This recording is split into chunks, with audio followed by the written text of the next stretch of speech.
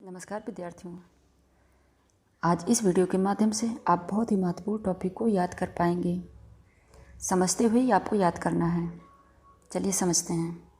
प्रश्न नंबर 1, योग का वह प्रथम ग्रंथ कौन है जिसमें योग विषय का व्यवस्थित प्रतिपादन किया गया है? क, वैदिक संहिता। ख, पतंजलि योग सूत्र। ग, सांख्य सूत्र। घ, योग वशिष्ठ। जल्दी से आंसर को सेलेक्ट करें।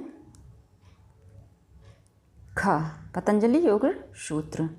नेक्स्ट, योग सूत्र के अनुसार योगी की परिभाषा क्या है?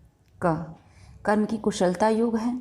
ख, चित्त की वृत्तियों का निरोध योग है। ग, ह और ठ का मिलन योग है। घ, आत्मा और परमात्मा का मिलन योग है। जल्दी आंसर सेलेक्ट करें। ख, चित्त की वृत्तियों का निरोध योग है। नेक्स्ट, 3 नंबर का क्वेश्चन, योग की उत्पत्ति। युजुर योगे धातु से मानने पर योग की परिभाषा होगी। क्या परिभाषा बनेगी? क, आत्मा परमात्मा का मिलन योग है। कि ख, चित्त की वृत्तियों का निरोध योग है। ग, प्रकृति पुरुष का वियोग योग है। घ, कर्म की कुशलता ही योग है। जल्दी सही आंसर सेलेक्ट करें।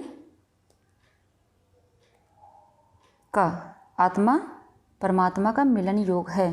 नेक्स्ट, 4 नंबर का, सांख्य दर्शन के अनुसार योग की परिभाषा क्या है? प्रकृति पुरुष का वियोग ही योग है। कर्म की कुशलता योग है। ह और ठ का मिलन योग है। आत्मा और परमात्मा का मिलन योग है। जल्दी से आंसर सेलेक्ट करें। प्रकृति पुरुष का वियोग ही योग है। का नेक्स्ट, योगः कर्मसु कौशलम गीता के किस अध्याय और श्लोक में है? यह बहुत इंपॉर्टेंट है, कई बार क्वेश्चन पूछे गए हैं। का 2.31। ख, 11.3। ग, 5.23 या घ 2.50। जल्दी सही आंसर सेलेक्ट करें। घ 2.50। नेक्स्ट, पुरुषार्थ चतुर्थी का क्रम है, कैसा क्रम है? जल्दी से देखिए।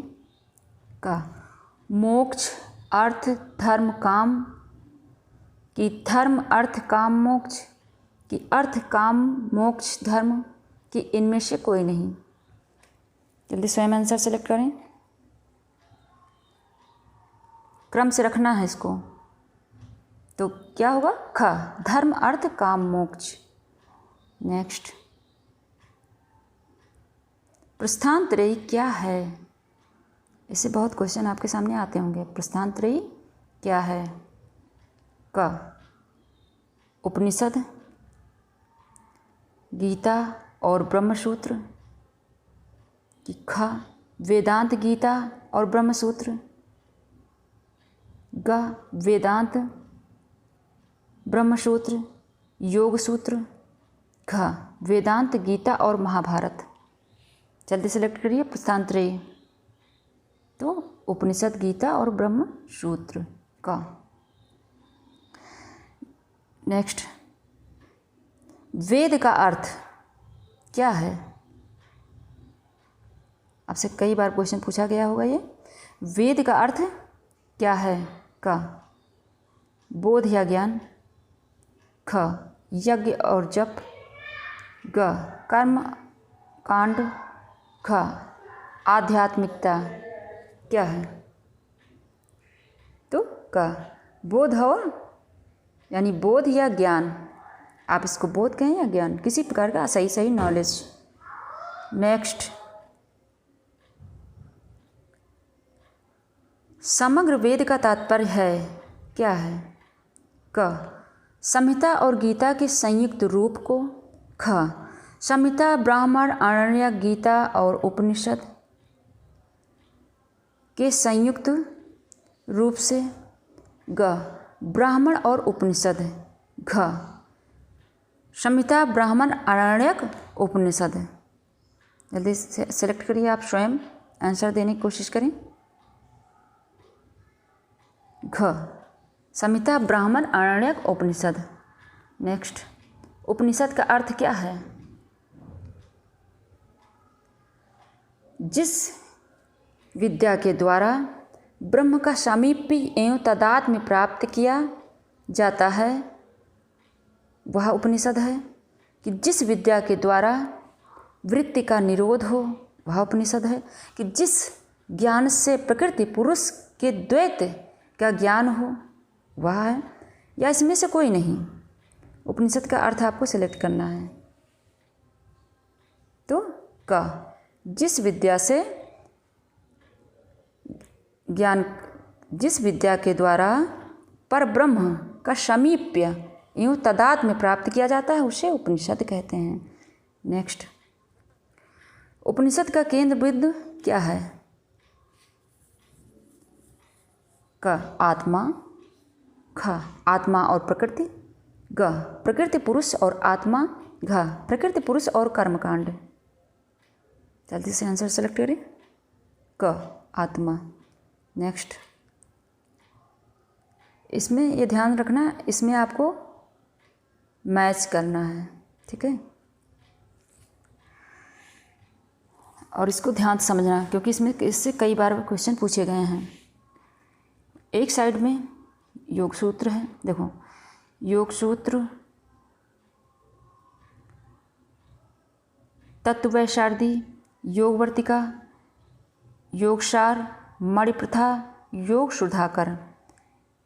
साइड में है, राइट साइड में पतंजलि, विज्ञान भिक्ष, वाचस्पति, रामानंद, विज्ञान भिक्ष, सदाशिवेंद्र। रचयिता कौन है? इन ग्रंथों के रचनायक कौन हैं? तो ध्यान से पहले फटाफट दिमाग लगाइए, तब मैं आंसर आपको बताती हूँ।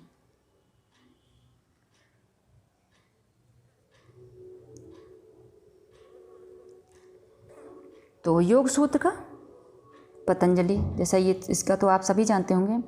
तत्ववैशारदी